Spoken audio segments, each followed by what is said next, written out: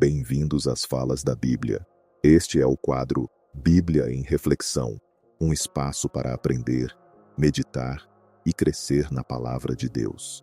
Que o Espírito Santo fale ao seu coração e renove sua fé enquanto estudamos juntos as Escrituras. Neste estudo, refletiremos sobre o grande plano de Deus desde a criação até Abraão.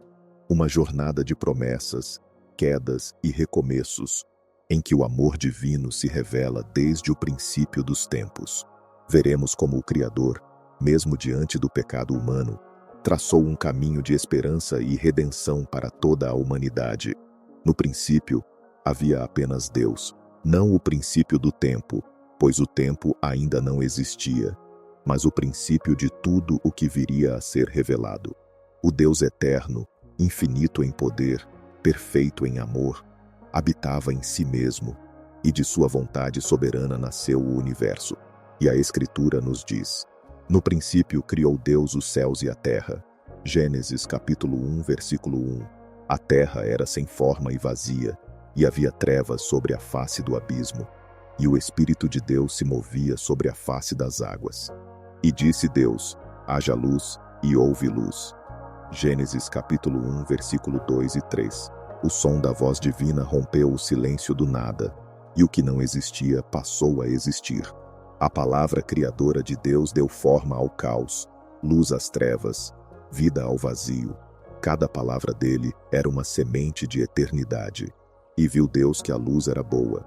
Separou a luz das trevas, chamou a luz de dia e as trevas de noite. E assim começou o tempo. O primeiro dia. Deus falou novamente, e as águas se separaram, os céus se formaram, a terra apareceu coberta de verde, e cada coisa criada se tornava um reflexo da sua perfeição. E viu Deus tudo quanto fizera, e eis que era muito bom. Gênesis capítulo 1, versículo 31. Mas a criação ainda não estava completa. Deus, em sua infinita sabedoria, formou o homem do pó da terra. Com suas próprias mãos moldou a imagem daquilo que seria o portador de sua glória. E então soprou em suas narinas o fôlego da vida. E o homem tornou-se alma vivente. Gênesis capítulo 2, versículo 7. Nada na criação recebeu esse toque tão íntimo. O sopro de Deus é o selo da origem e do propósito. Cada respiração humana é um eco daquele primeiro sopro. Deus plantou um jardim no Éden, um lugar de comunhão, de beleza e de paz. Ali, colocou o homem e a mulher para cuidarem da criação. E disse: de toda árvore do jardim comerás livremente, mas da árvore do conhecimento do bem e do mal não comerás, porque no dia em que dela comeres, certamente morrerás. Gênesis capítulo 2, versículo 16 e 17. A obediência seria o vínculo da comunhão. O amor se provaria na confiança. O homem não era um servo sem escolha, mas um filho convidado a permanecer no amor do Pai. E Deus viu tudo o que havia feito, e viu que era bom, muito bom. Porém, nas sombras do Éden, a antiga serpente observava. O inimigo do propósito divino, aquele que desde o princípio buscava corromper o plano de Deus, infiltrou-se com palavras sutis e enganosas. É assim que Deus disse: não comereis de toda a árvore do jardim? Gênesis capítulo 3, versículo 1. Com dúvida e engano, ele semeou rebelião. A mulher olhou, desejou e tomou. O homem comeu com ela. E o Éden, que antes ecoava louvor, agora se encheu de silêncio e vergonha. Os olhos de ambos se abriram, mas não para verem mais, e sim para perceberem o que haviam perdido. A inocência se foi. O pecado entrou. A presença de Deus, antes doce e próxima, tornou-se temida. E ouviram a voz do Senhor Deus, que passeava no jardim pela viração do dia. E esconderam-se o homem e sua mulher da presença do Senhor Deus entre as árvores do jardim. Gênesis capítulo 3, versículo 8. Que tragédia silenciosa! O homem escondendo-se de seu Criador. Mas Deus, mesmo traído, veio ao encontro deles. A voz que antes criava, agora chama: Adão, onde estás? Gênesis capítulo 3, versículo 9.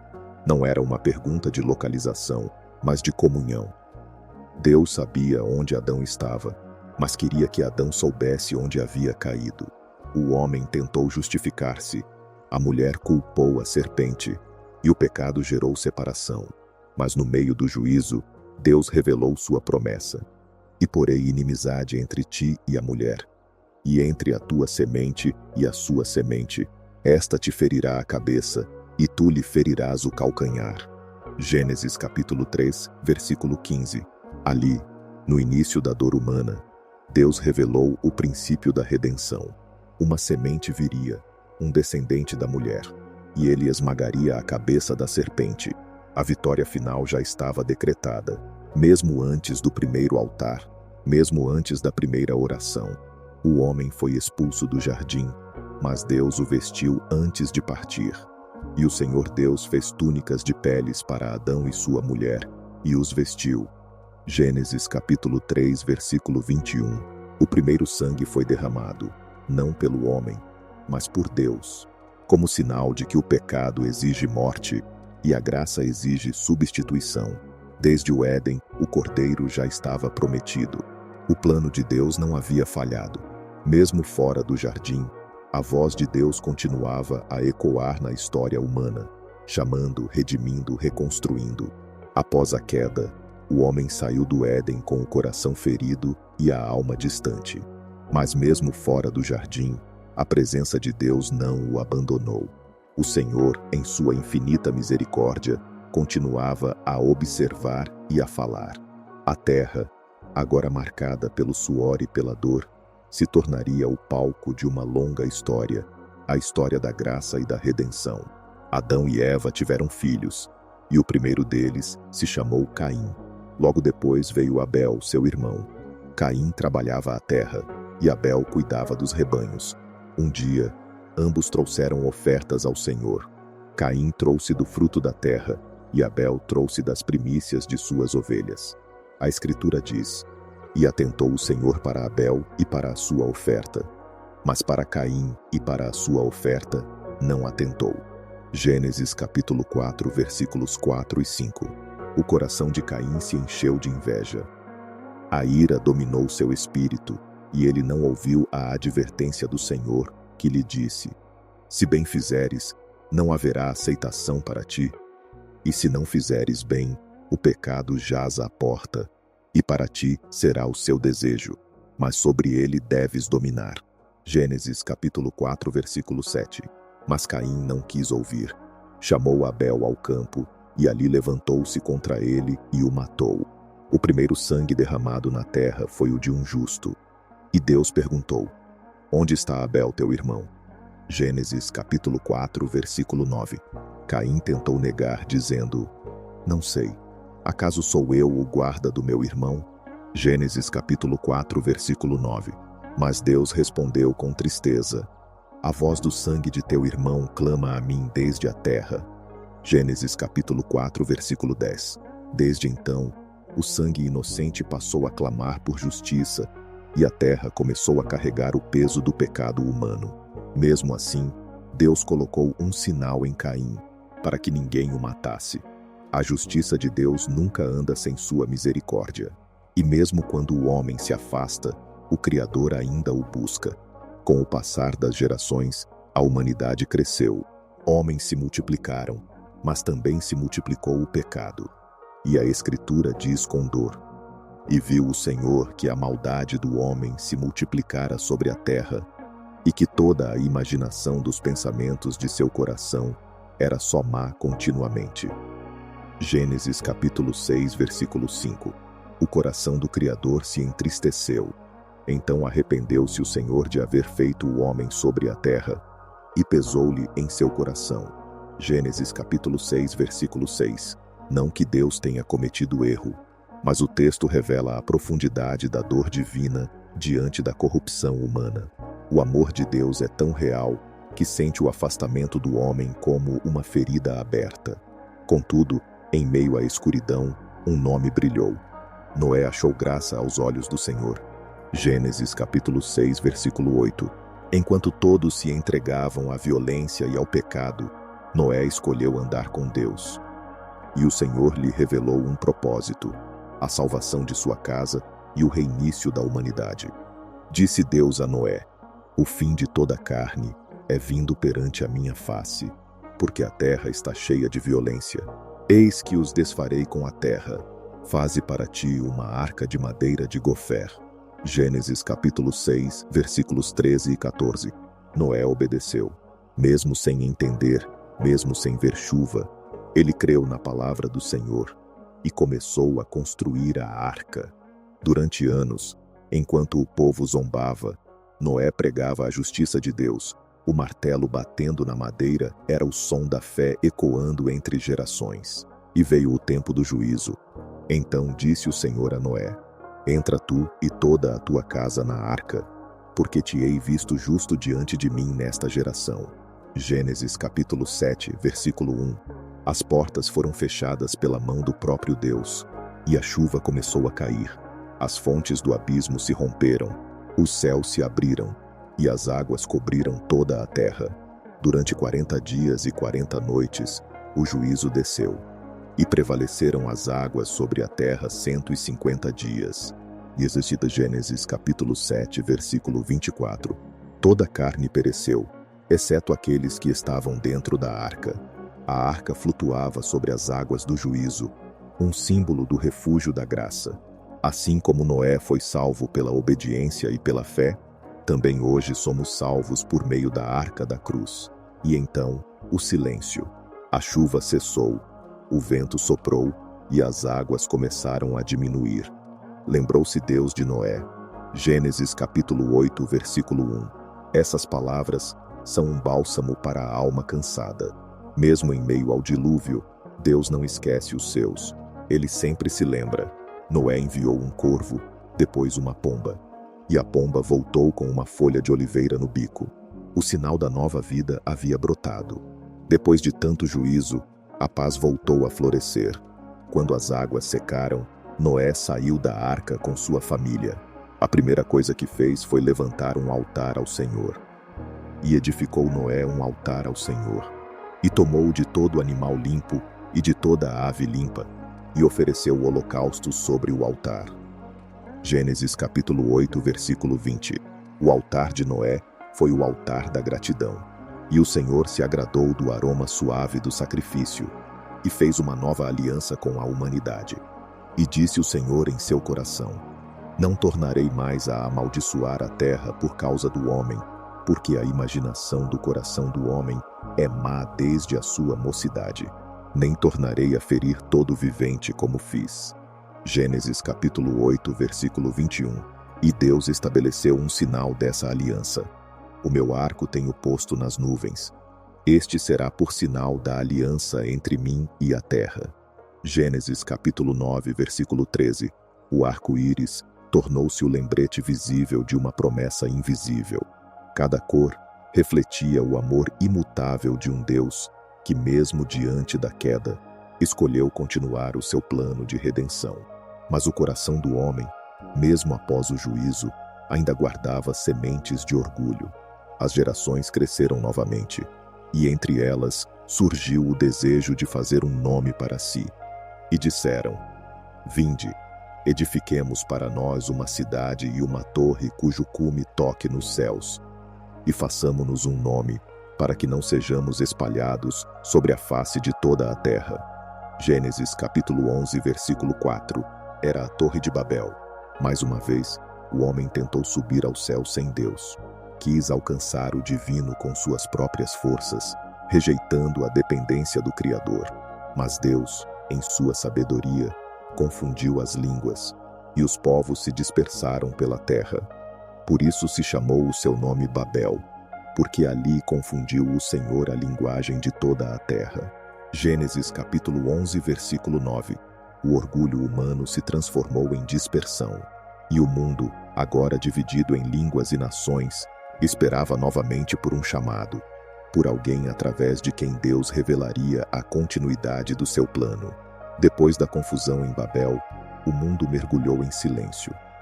Os povos se espalharam, as línguas se multiplicaram, e o som das vozes humanas se tornou confuso como um eco distante da comunhão perdida com Deus. Mas mesmo entre a dispersão, os olhos do Senhor buscavam um coração disposto. Deus sempre teve um plano, e esse plano seguia adiante, inabalável, firme como o próprio trono do Altíssimo. Entre os descendentes de Sem, filho de Noé, havia um homem chamado Terá, que vivia em Ur dos Caldeus, uma terra de muitos deuses, onde os altares eram erguidos a ídolos e a fé verdadeira quase se apagava. Mas em meio a tanta idolatria, Deus viu um homem diferente. Abrão. Foi a esse homem que o Senhor falou, não com trovões ou terremotos, mas com a voz suave da direção divina que transforma destinos. Ora, o Senhor disse a Abrão: sai-te da tua terra, da tua parentela e da casa de teu pai, para a terra que eu te mostrarei. Gênesis capítulo 12, versículo 1. Essa é uma das palavras mais marcantes de toda a Escritura. É o chamado para romper com o conhecido, para deixar o conforto do que é seguro e caminhar em direção a uma promessa ainda invisível. E Deus continuou dizendo: e farei de ti uma grande nação, e abençoar-te-ei, e engrandecerei o teu nome. E tu serás uma bênção. Abençoarei os que te abençoarem, e amaldiçoarei os que te amaldiçoarem, e em ti serão benditas todas as famílias da terra. Gênesis capítulo 12, versículos 2 e 3. Que palavra poderosa! Ali, o plano de Deus começou a se revelar de forma clara. A partir de um homem, Deus formaria um povo, e desse povo viria a bênção que alcançaria todas as nações.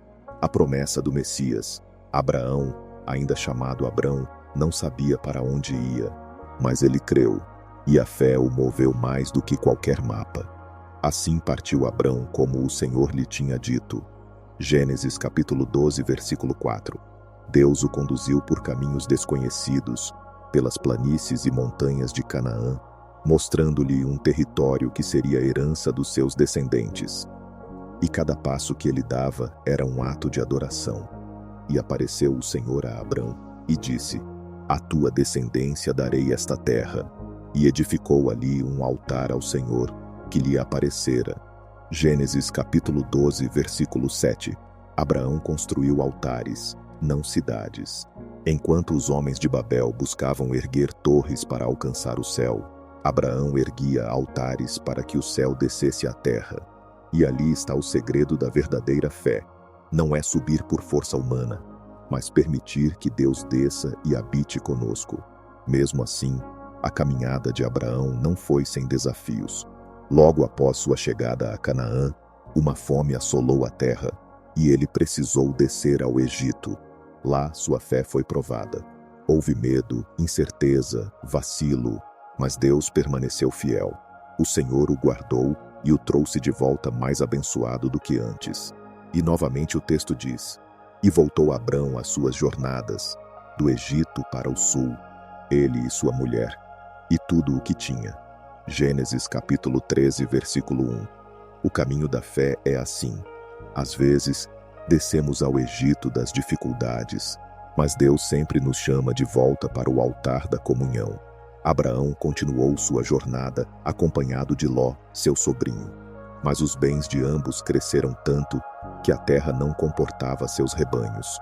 Houve contenda entre os pastores, e Abraão, com coração pacificador, disse: não haja contenda entre mim e ti, e entre os meus pastores e os teus pastores, porque irmãos somos.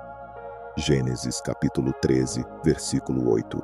E generosamente permitiu que Ló escolhesse primeiro a terra. Ló olhou para o vale do Jordão, viu que era bem regado e fértil, e escolheu o que parecia melhor aos olhos. Mas Abraão ficou com o que Deus escolheu, e essa é sempre a melhor parte.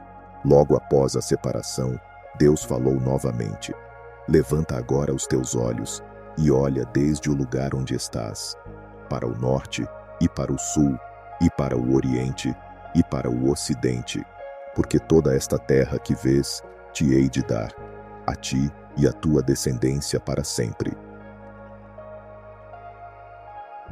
Gênesis capítulo 13, versículos 14 e 15. A promessa de Deus não depende daquilo que perdemos, mas daquilo que ele ainda vai revelar. Enquanto Ló escolheu com os olhos, Abraão recebeu pela fé. O tempo passou, e o Senhor continuou aparecendo a ele, fortalecendo sua fé, fazendo aliança e renovando promessas. E creu ele no Senhor, e foi-lhe imputado isto por justiça. Gênesis capítulo 15, versículo 6. Essa é a essência do plano de Deus. A fé que justifica, não é pelas obras, nem pela força humana, mas por crer na palavra do Senhor.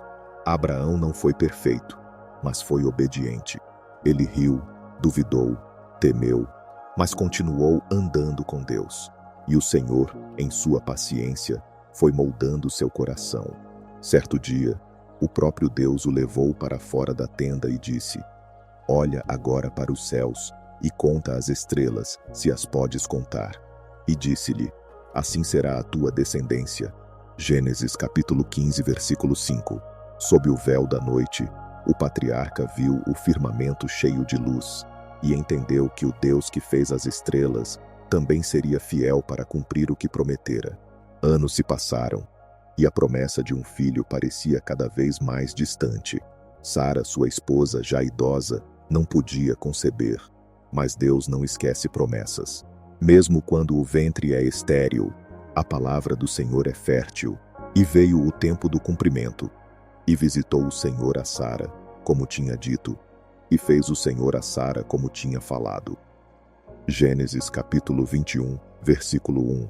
Nasceu Isaque, o filho da promessa, a semente que confirmava o plano de Deus. E Abraão, agora pai, entendeu que cada espera tem um propósito.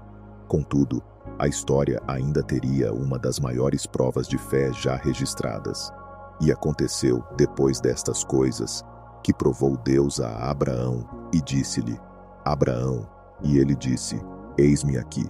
E disse: "Toma agora o teu filho, o teu único filho Isaque, a quem amas, e vai-te à terra de Moriá, e oferece-o ali em holocausto." Gênesis capítulo 22, versículos 1 e 2. O coração de Abraão deve ter tremido, mas ele não questionou. A fé que confia não precisa entender, apenas obedece. E levantou-se Abraão pela manhã de madrugada, e tomou consigo 2 de seus moços, e Isaque seu filho. Gênesis capítulo 22, versículo 3. 3 dias de caminhada em silêncio, o altar erguido, a lenha preparada, e o filho perguntando: "Eis aqui o fogo e a lenha, mas onde está o cordeiro para o holocausto?" Gênesis capítulo 22, versículo 7. Abraão respondeu com fé que atravessa gerações: "Deus proverá para si o cordeiro para o holocausto, meu filho." Gênesis capítulo 22, versículo 8.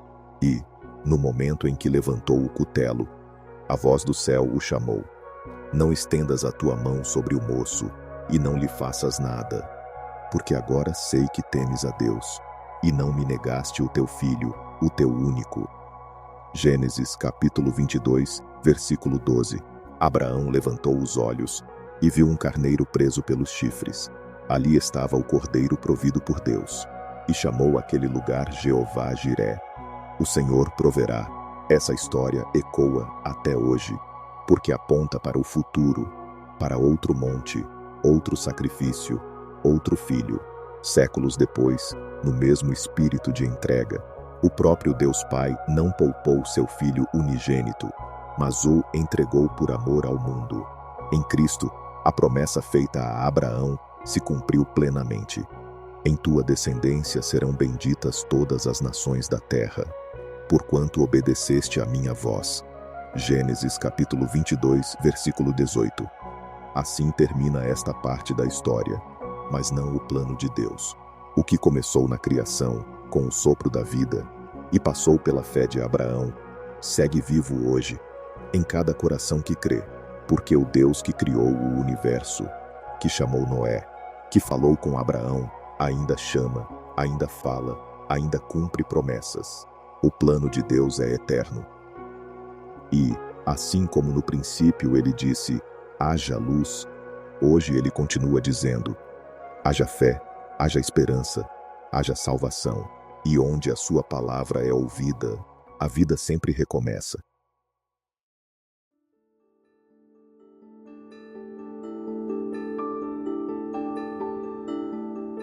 Chegamos ao fim de mais uma fala da Bíblia de hoje.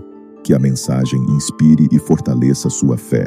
Esperamos que esta porção da palavra tenha tocado seu coração. Para continuar recebendo diariamente esses momentos de reflexão, inscreva-se no canal, deixe seu comentário sobre o que mais te impactou e não se esqueça de compartilhar para que mais vidas sejam alcançadas pela palavra. Contamos com você. Muito obrigado e que Deus o abençoe.